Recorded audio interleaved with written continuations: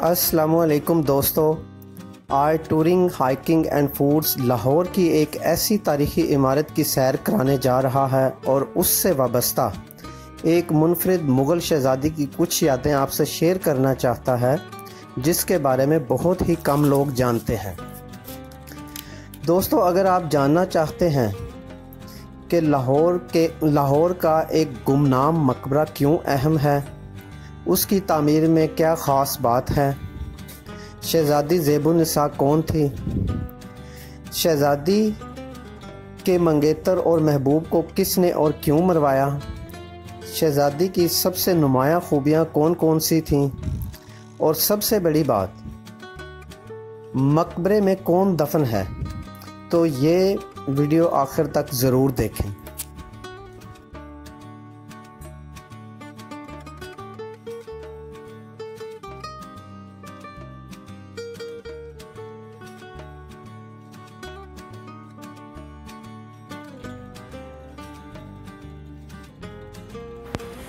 अगरचे तारीखी अहमियत की हामिल इमारत लाहौर के गुंजान आबाद इलाके 96 मुल्तान रोड, नवा कोट, समनाबाद के मकाम पर एक जाहो जलाल और शानो शौकत के साथ आज भी इस्तादा है, मगर आर्कियोलॉजी, आर्किटेक्चर और एंथ्रोपोलॉजी से वाबस्ता माहिरीन और तलबा के अलावा बहुत ही कम लोग इसके बारे में जानते हैं। यहाँ तक कि लाहौर में रहने वालों में से भी सिर्फ 10 में से एक शख्स ऐसा मिलेगा जो इस मुग़ल और वस्ती एशिया के मुरक्कब फ़न तामीर के बारे में जानता होगा।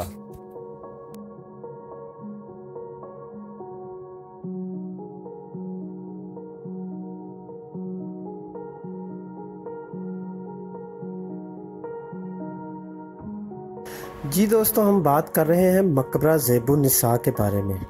जिसके खूबसूरत मनाजिर इस वक्त स्क्रीन पर आपके सामने हैं। समनाबाद चौक से मुल्तान रोड पर अगर ठोकर की तरफ चलें तो सिर्फ 100 मीटर के बाद एक लोहे के जंगले वाले गेट से अंदर की तरफ ज़रा गहरी नज़र डालें तो सुर्ख ईंटों के चबूतरे पर खड़ी और मरबा शक्ल की पुरकशिश व मुनफरिद इमारत आपको नज़र आएगी। यही मकबरा ज़ेबुन्निसा है और उसी लम्हे आप अपने इर्द गिर्द की ट्रैफिक के शोर शराबे को भूलकर उसके शहर में खो जाएंगे।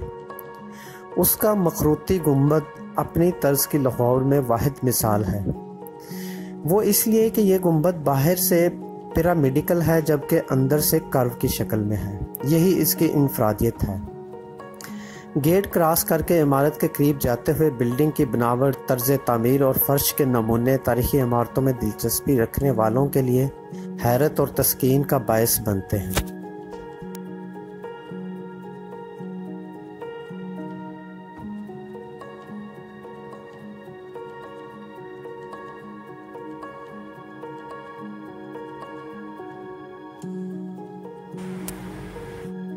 क्योंकि महकमा आसार कदीमा ने गुज़श्ता चंद सालों में इस इमारत की तज़यीन व आराइश,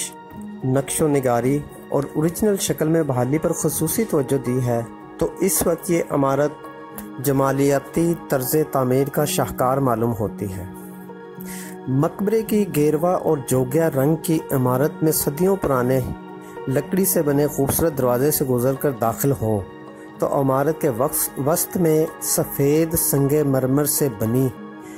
कब्र उदासी, सुकून, पुरअसरारियत और ज़ौक़ का एक गैर मामूली शाहकार मालूम होती है।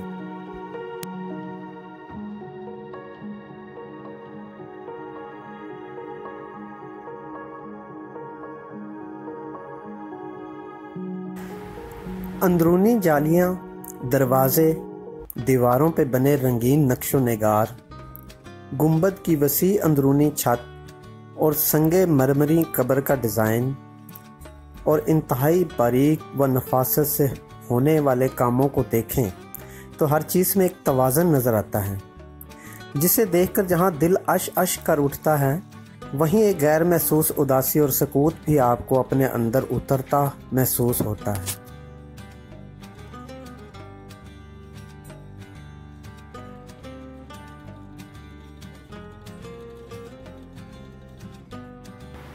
ये उदासी उन लोगों के लिए और ज़्यादा पुरअसर बन जाती है جو مغل شہزادی زیب النساء سے وابستہ متس اور حقیقت سے مزین کہانیوں کی مختلف کڑیوں میں دلچسپی رکھتے ہیں۔ شہزادی زیب النساء سے متعلق چند دلچسپ حقائق بتانے سے پہلے ہم آپ کو یہ بھی بتاتے چلیں کہ اس وقت جس جگہ یہ مقبرہ موجود ہے اس کے سامنے انتہائی مصروف اور شور شرابے سے بھرپور ملتان روڈ ہے، اور ارد گرد بہت سے پرانے اور چھوٹے بڑے بے ترتیب گھر اور تنگ و بل کھاتی گلیوں اور بازاروں کا ایک جنگل ہے، جہاں ہزاروں لوگ مقیم ہیں اور روایتی روزمرہ کی زندگی کے مسائل میں گھری زندگی گزار رہے ہیں۔ جبکہ ابتدا میں یعنی تقریباً 350 سال پہلے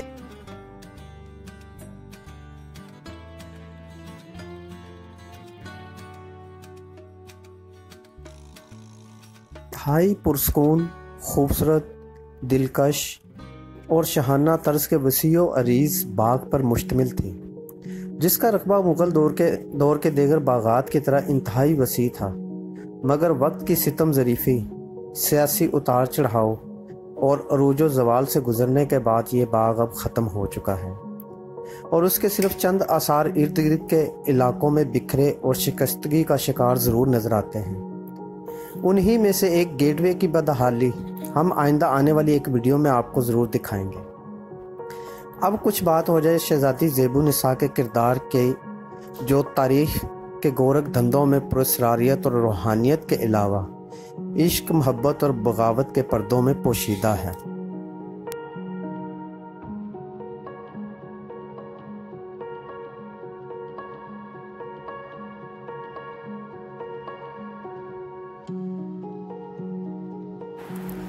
زیب النساء، جس کا مطلب عورتوں میں سب سے خوبصورت ہے، شہنشاہ اورنگزیب عالمگیر کی سب سے بڑی بیٹی تھی، جو 1637 سے 1702 تک زندہ رہی۔ کہا جاتا ہے کہ شہزادی زیب النساء بچپن سے ہی خوبصورتی اور ذہانت کا شاہکار تھی۔ 7 سال کی عمر میں قرآن پاک حفظ کیا اور عربی و فارسی زبانوں پر عبور کے علاوہ اسے کیلیگرافی، ریاضی، علم فلکیات پر بھی عبور حاصل تھا۔ اس کی اپنی بنائی گئی زیب النساء لائبریری میں اسلامی، ہندو مت، جائنا، فارسی اور یونانی کتب کے علاوہ مسلم فلاسفرز کے نادر کتب کا ذخیرہ بھی موجود تھا۔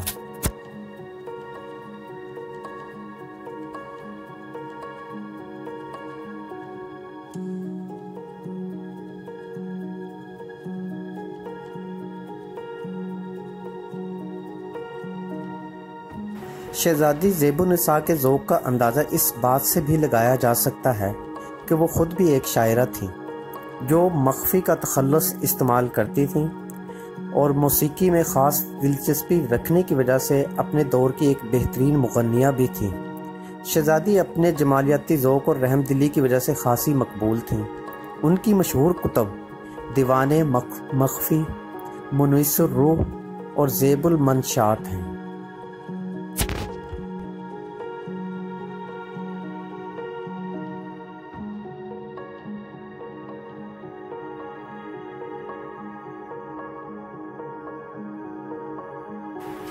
کہا جاتا ہے کہ شہزادی زیب النساء نے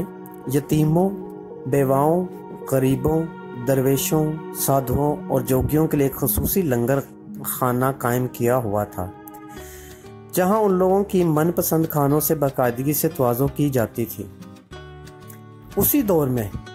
عاقل خان لاہور کا گورنر تھا، اور وہ بھی اپنے ذوق اور صوفی ازم میں دلچسپی کے علاوہ شاعری کے لیے بھی مقبول تھا۔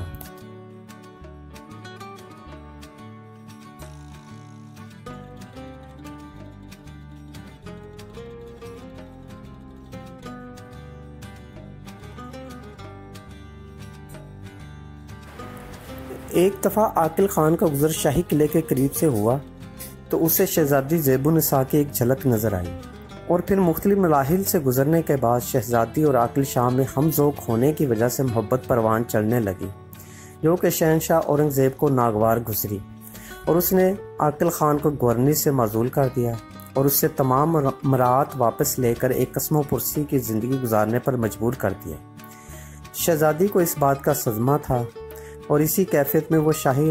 محل کو خیر آباد کہہ کر اپنے موجودہ مقبرے کے گرد پھیلے ہوئے باغ میں آ بسی۔ اسی لیے شہزادی زیب النساء کو ایک باغی شہزادی کے حوالے سے بھی تاریخ کی کتابوں میں بیان کیا جاتا ہے۔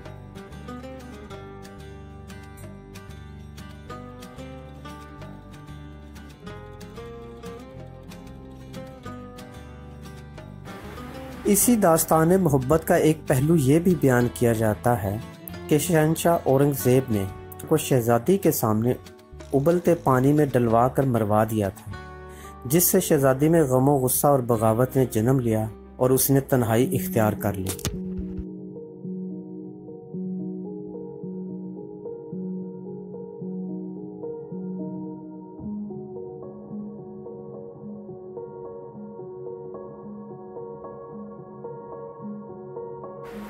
شہزادی زیب النساء کی زندگی کا ایک اہم موڑ یہ بھی ہے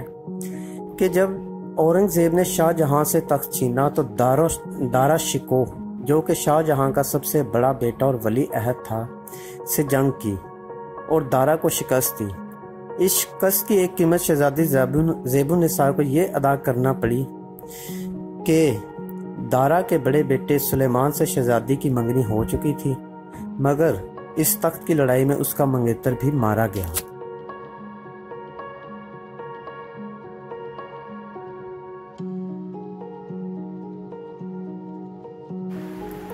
دوہرے صدمے سے نہال،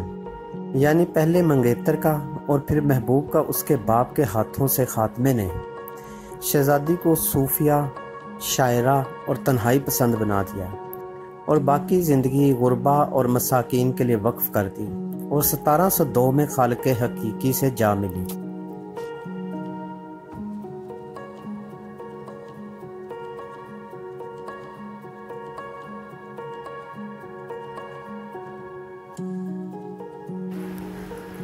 آخر میں ہم شہزادی کی زندگی سے جڑے ایک اور دلچسپ اور چونکا دینے والے پہلو کا بھی ذکر کرتے چلیں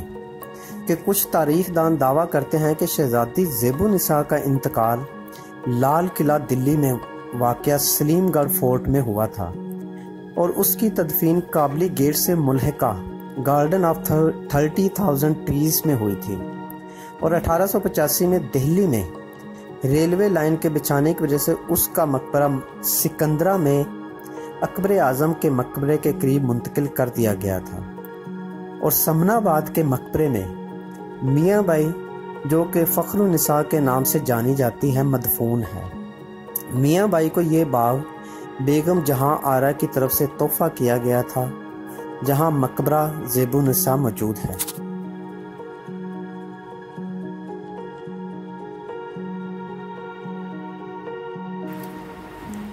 دیگر محققین کا خیال ہے کہ شہزادی زیب النساء اسی سمن آباد کے مقبرے میں دفن ہے۔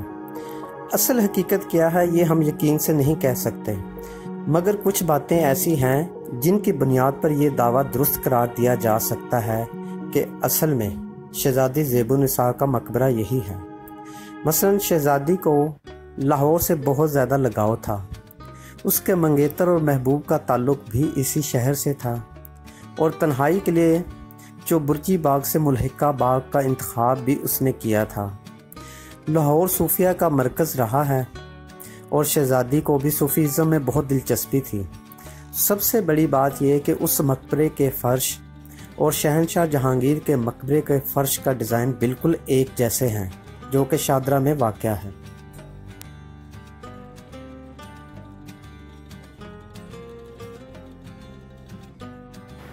مزید یہ کہ جب رنجیت سنگھ نے لوٹ مار کی تو بہت سے قیمتی پتھر اور آرائشی اشیاء اس مقبرے سے اتار کر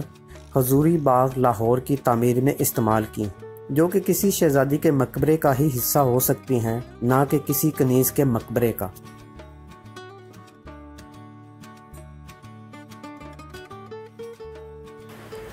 حقیقت جو بھی ہو، آپ لاہور سے ہوں یا کسی بھی شہر سے، تو ہم آپ کو تجویز کریں گے کہ اگر ٹورزم میں آپ کو دلچسپی ہے تو مقبرہ زیب النساء کو ایک دفعہ ضرور وزٹ کریں اور وہاں پائے جانے والی اداسی اور سکون کو کچھ لمحات کے لیے خود محسوس کریں۔